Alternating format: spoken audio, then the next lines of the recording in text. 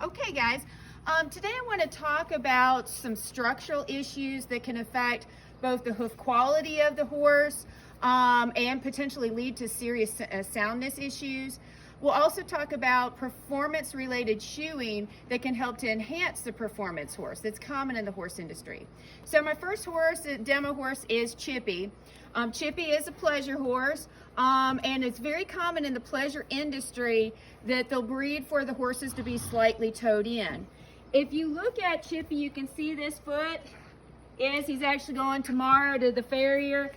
We've given off during the show season, no shoes, but you notice he toes in. You've also noticed it cracked because of that toeing in. It's very common to start to see cracking occur as they step down. In fact, you can see where the last time when we had the shoe off, the Farrier kind of edged this little notch here to try to prevent it from cracking too far up. So now that we're starting show season, he'll get his shoes on, and that'll help to prevent it.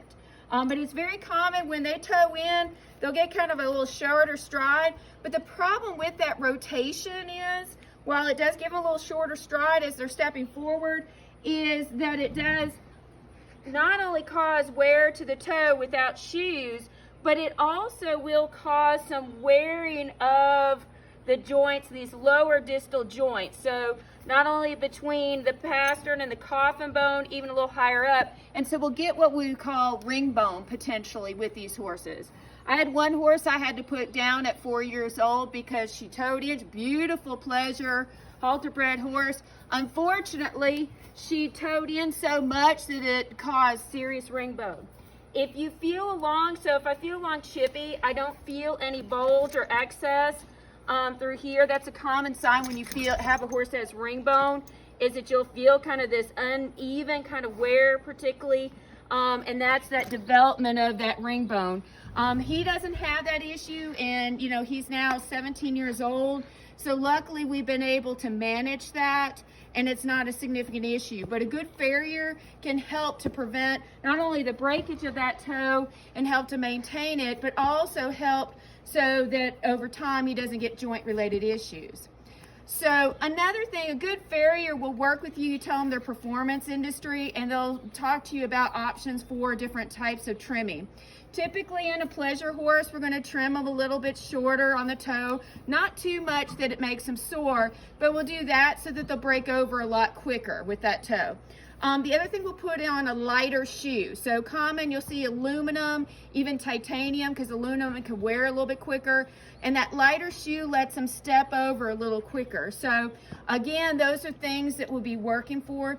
We don't actually use the aluminum shoe on Chippy just because that aluminum will eventually break down a lot quicker.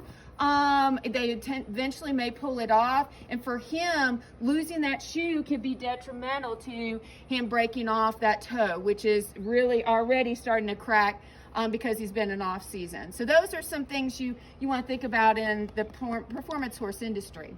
Now we'll move on to our other horse. So this is my mountain pleasure horse named Belle. She is a gaited horse. She performs a version of a rack. So for gaited horses, we usually want to really enhance those gaits for those that rack or do the running walk.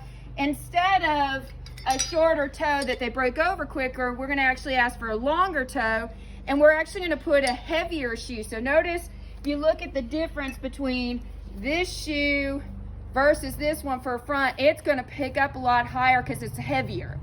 And so you can see a big difference that we'll have. In the back, a lot of times we're not going to want them to step as high. So if you notice on her back shoes, it's really thin and light, and it's also a little bit longer. That gets her setting back on her hind end. So again, performance really makes the difference. Now during the off season, as I mentioned before, we like to pull our shoes off to allow that horse to really kind of naturally spread out. But again, Chippy is an example, and then this mare is an example of where you can't do it for so long because of some of their conformational issues.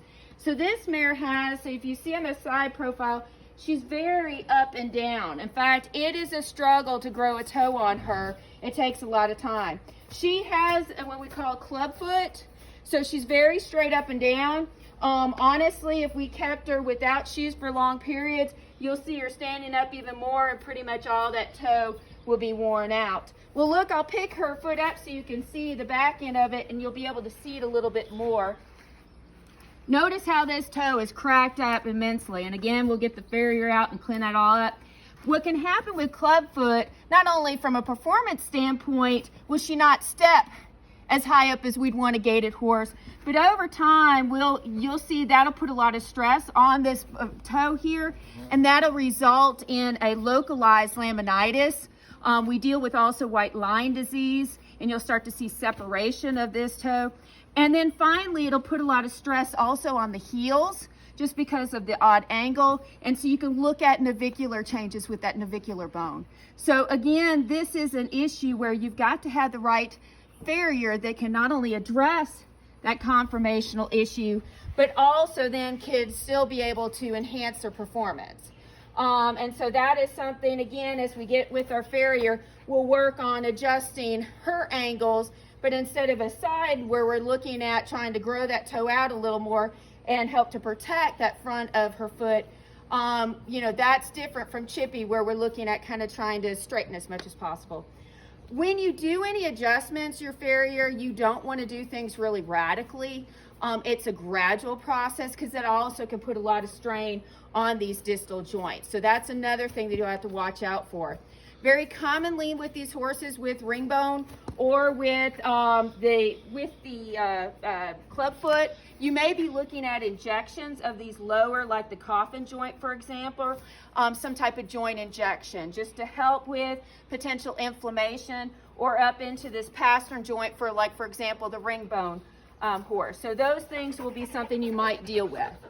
All right, so with that, that kind of covers some of the issues you might deal with in the hoof related aspect of the horse industry. Again, you want to have a good veterinarian and a good farrier to work with as you go through some of these issues.